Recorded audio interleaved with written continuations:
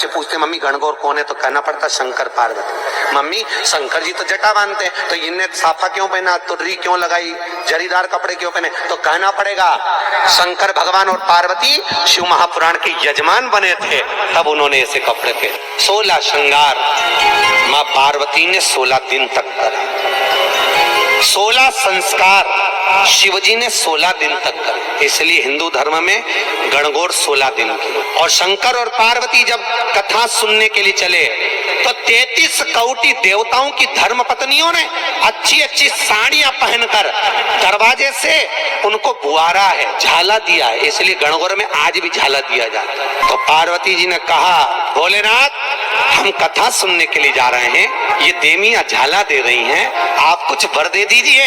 शंकर जी कहते हैं जो गणगौर को झाला देगा उसका अखंड सौभाग्य होगा। चैत्र के महीने की ये सिंधारा दूज है। आज नवरात्रि की चैत्री नवरात्रि में जो दूज होती है इसको सिंधारा दूज कहते हैं। कौन सी दूज कहते हैं, जम के बोलिए, सिंधारा दूज।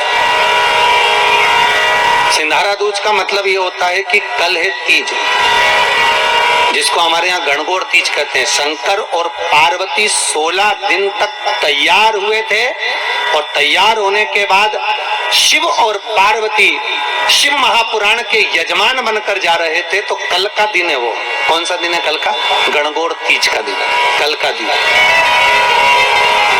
चैत्र के महीने में जो शुक्ल पक्ष की तीज आती है, वो चैत्री नवरात्रि में जो तीज की तिथि होती है, उस दिन शंकर और पार्वती शिव महापुराण के यजमान बनकर कथा सुनने के लिए गए थे। 16 दिन तक पार्वती और शंकर का श्रृंगार होता है, उसमें से आज का दिन सिंधारा दूज का होता है। क्यों सिंधारा दूज कहते हैं, सिंधारा दूज का मतलब क्या है, क्यों हिंदू धर्म में सिंधारा दूज मनाई जाती है, किस लिए?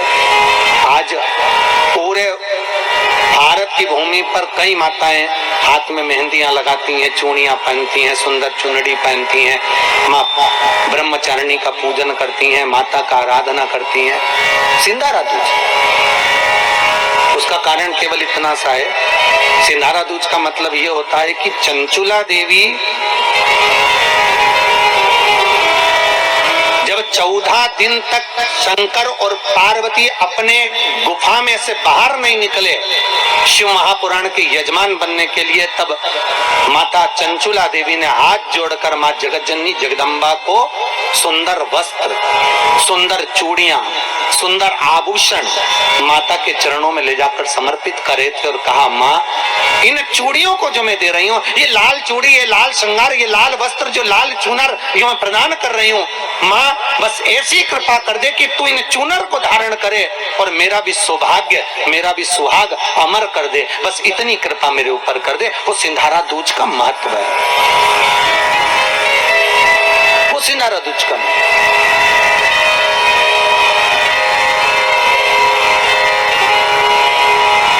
आज भारत की भूमि की सभी माताओं को सिंधारा दूज का बहुत बहुत बधाई। माता पार्वती, गणगौर महारानी, ब्रह्मचारिणी महारानी, माँ जगतजननी आपके सुहाग को अखंड सौभाग्यवती बनाए, यही भगवान से प्रार्थना। 11 आम के जो पत्ते जिस डाली में लगे होते हैं, कच्चे सूत से लपेटकर 11 बार उसका भाग, जब उसको लपेट लोगे इस तरह से इकट्ठा करके, आगे का जो भाग है 11 बार कच्चा सूत लपेटने के बाद जो भाग पीछे आगे का कोई भी हो, उसको शहद में डुबाकर शिव जी को समर्पित कर दो। किस जगह पर रखना है, अशोक सुंदरी वाली जगह। अशोक सुंदरी की जगह जानते हो आप लोग, बीच में जो अशोक सुंदरी का स्थान है महाराज, उस जगह पर शहद का मुख, जो शहद आपने भिगोया है, उस शहद का मुख शंकर जी की ओर कर तीन नवरात्रि में शंकर भगवान के उस अशोक सुंदरी की जगह पर शहद का भाग शिव जी की ओर रख दें।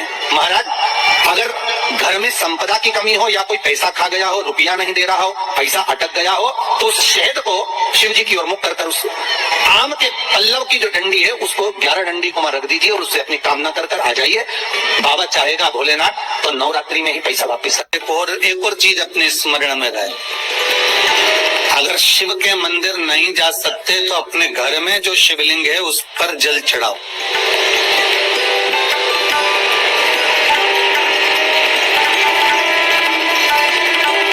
और यदि आप अपने शंकर के घर में शिवलिंग पर भी जल नहीं चढ़ा पा रहे हो तो किसी बेलपत्री का वृक्ष हो, उस वृक्ष के नीचे भी जल चढ़ा।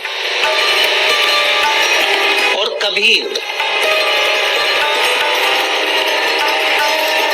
मौका मिल जाए, कभी भगवान शंकर की बड़ी करुणा हो जाए, भगवान शंकर की बड़ी उदारता हो जाए, भगवान शंकर की बड़ी कृपा हो जाए, बड़ी कृपा हो जाए,